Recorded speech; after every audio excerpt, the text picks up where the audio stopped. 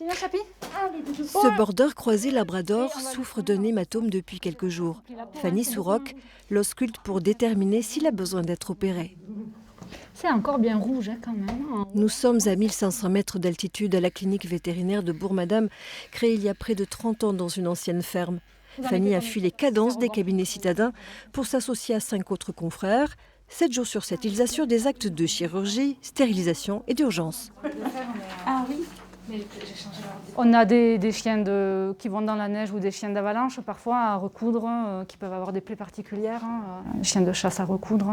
Sur des chiens qui suivent les gens en ski de randonnée, il peut y avoir des plaies, des chiens qui se font couper par l'écart de ski.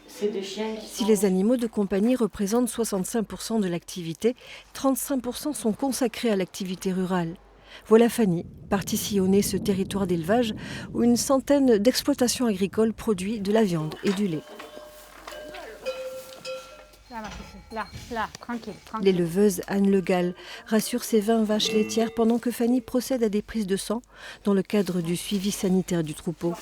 Le binôme éleveur vétérinaire prend tout son sens. Sur mon exploitation, j'ai besoin qu'il y ait une confiance avec les vétérinaires et je sais très bien que si j'appelle en pleine nuit parce que j'ai un vélage difficile et je sens que ça va être compliqué, je sais qu'ils vont être là, ils vont intervenir. La jeune vétérinaire veille à ce que le cheptel ne soit pas carencé en oligo-éléments, notamment à cause du grand froid.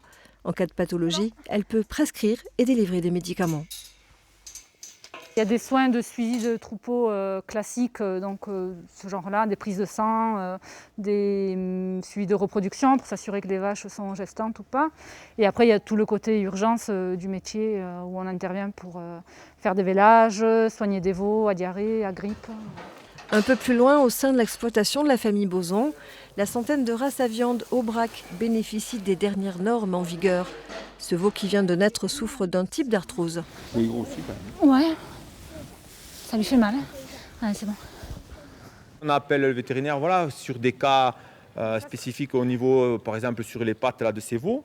Et après, par exemple, au niveau des parasitages des vaches, on demande des conseils à Fanny ou à d'autres vétérinaires du cabinet. Et après, c'est tout, quoi. Après, au niveau vélage, je me débrouille pas trop mal. Fanny fait partie des 10% des vétérinaires qui exercent en montagne.